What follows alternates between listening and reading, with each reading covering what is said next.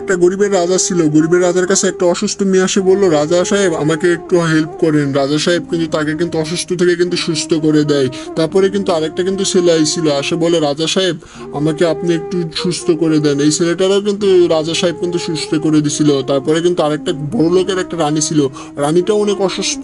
তারপরে রাজা সাহেব বলে, আমি এখন আর দিতে পারবো না, আমার পাওয়ার শেষ।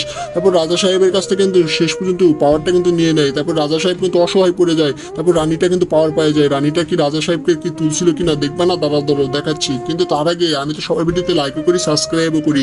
তোমরা তো লাইক আর সাবস্ক্রাইব করো না। আজকে দেখবো ফিকে মাকে ভালোবাসে, একটা লাইক আর একটা সাবস্ক্রাইব করো। মা বাবাকে যদি ভালোবাসে থাকে অবশ্যই একটা লাইক আর একটা সাবস্ক্রাইব করবে, আর কমেন্টে মা লেখা যাবে। লাস্ট পর্যন্ত দেখো রানীটা কিন্তু রাজা সাহেবকে কিন্তু লাথি মেরে কিন্তু নদীতে ফেলাই দেয়, আর রাজা সাহেব অনেক বিপদে পড়ে যায়।